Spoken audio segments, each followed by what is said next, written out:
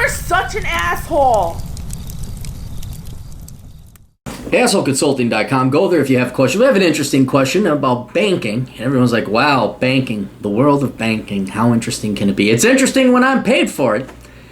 Hello, Aaron. First, I was wondering if you could talk a little bit about private banking. I remember you briefly mentioning in a video a while back that you have considered pursuing banking for high net worth clients, but in the end decided not to.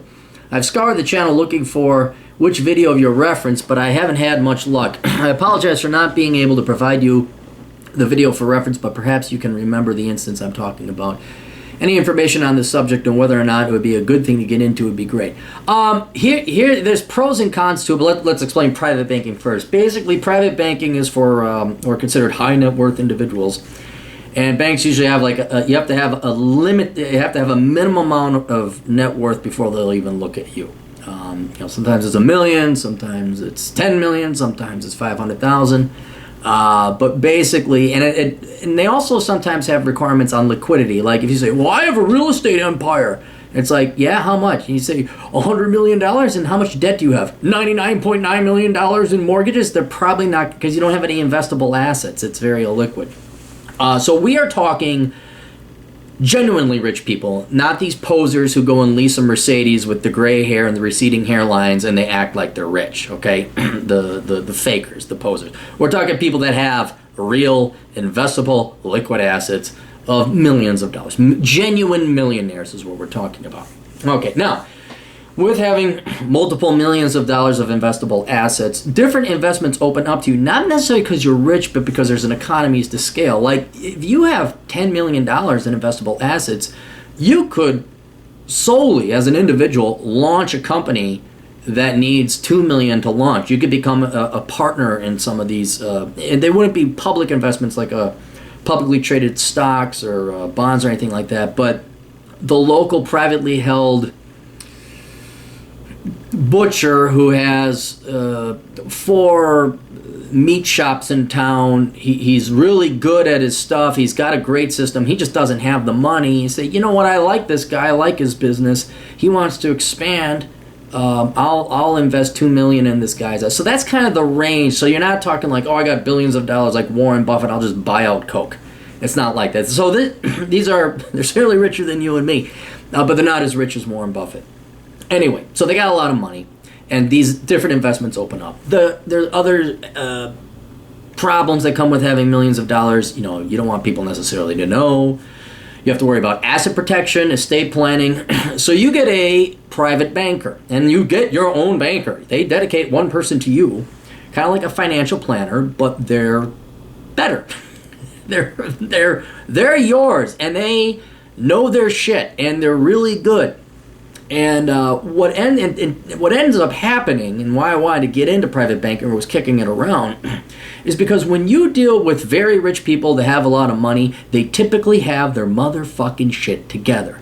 The businessmen, the successful businessmen I dealt with, were these fucking leveraged to the hilt frauds who just had horse farms and bars and I'm a real estate developer, and then they get arrested by the FBI. Honest to God, true story. So that is the slime. I mean, the private banks would look at these people and kick them out and say, no, I'm sorry, you don't meet our qualifications. Then they gave them to my bank where dipshit Joe over here had to deal with them. So this is the elite, but there's also an efficiency that comes along with this. For example, perfect example, not overdrafts on checking accounts. Millionaires don't have overdrafts on checking accounts. You don't have to babysit them because they have their shit together, okay? They're professionals. They get to you back on time. There's a reason they're rich, and that's because they work. They're not lazy. They don't procrastinate. They're hustlers. They're movers. They're shakers. At minimum, they're professionals. And so it's so much easier to work with them. They have people. You say, we need your personal tax return. Bam! Their accountant is on it. Say, Bill, get them the tax return. You don't even talk to the guy. You get the guy's CPA. They sign it. Yeah, you can go ahead and get information. The CPA releases that. I mean, it is boom, boom, boom, boom, boom. So while your community banks, your regular banks, your credit unions are operating at a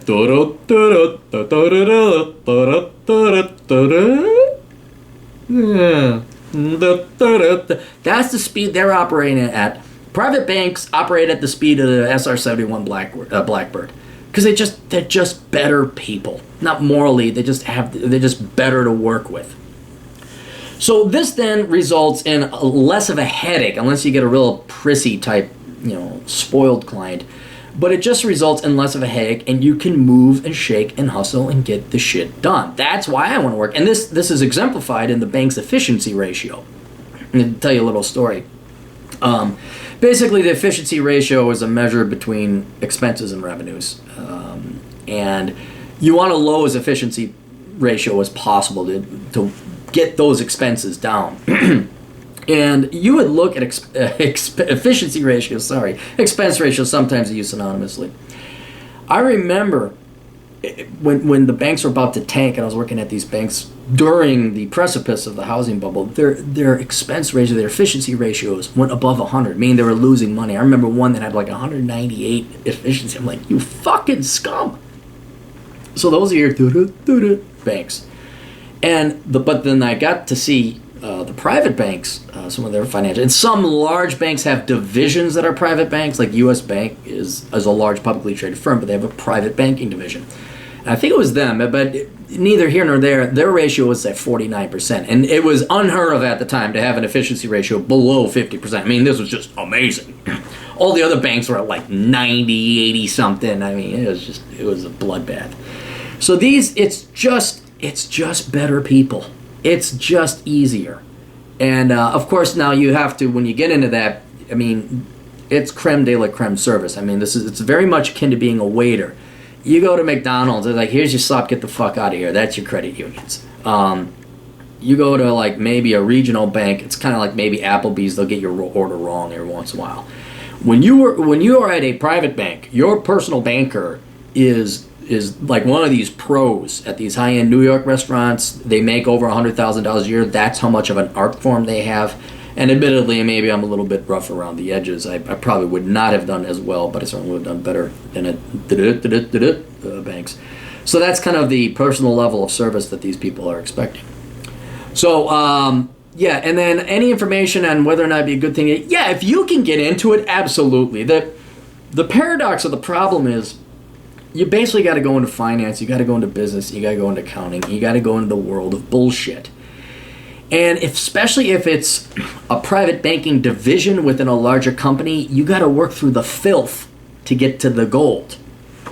And if you're going to go apply directly to a bank that is just a private bank, they already got people. Then you start getting into like, well, now you're dealing with Goldman Sachs. Did you go to Harvard? Do you know Thaddeus McWinthrop III? Are you Chas McChadius in the third? Well, I'm sorry, the second just won't cut it. Yeah, that's the paradox. So you either got to battle your way through the shitty underbelly of an average bank that happens to have a private banking division, or you got to be somewhat already connected in there. If you can get into it, dude, awesome. Absolutely. I'd be curious to see, because it's kind of like Elysium. Like, I wonder what they eat. Do they eat dolphin up there?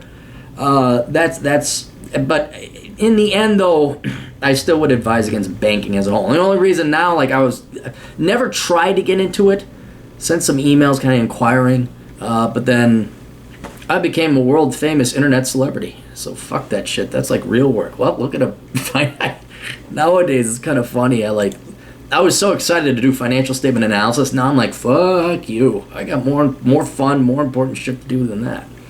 My second question is a bit straightforward. There are two professions that I never hear you talk about while having a great outlook, according to the Bureau of Labor Management website. Management consulting and financial planners, also called personal financial advisors. Both are growing much faster than average and have a median income of $80,000. For your convenience, I attached the links below. Any insight on why you're not as high in these professions or why they might be a good fit for some people would be great.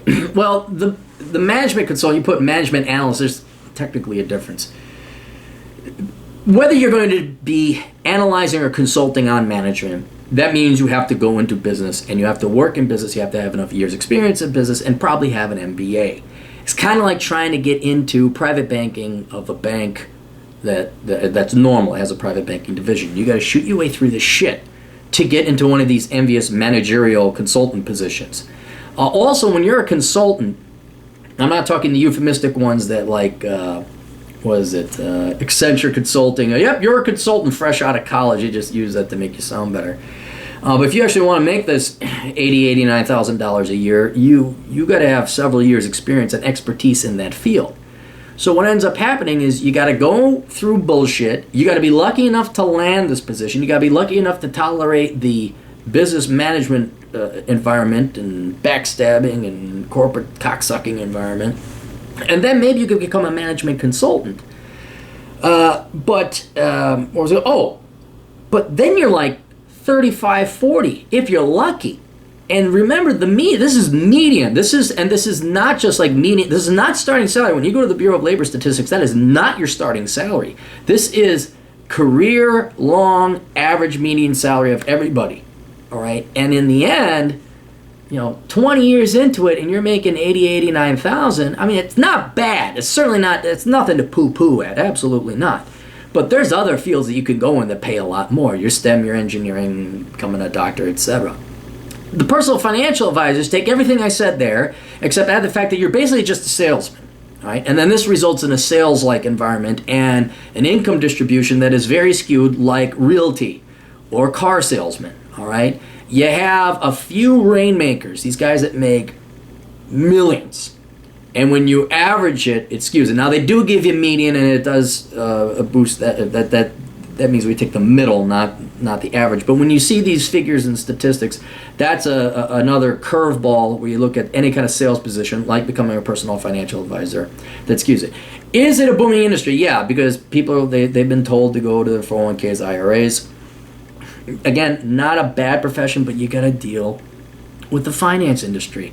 You got to go and sell. That's what it is. And I had a friend, this poor girl, she was literally knocking on doors in below zero temperatures at this company I will never work at and never recommend. And it's like, you're knocking on doors in 2016? Fucking internet, hello.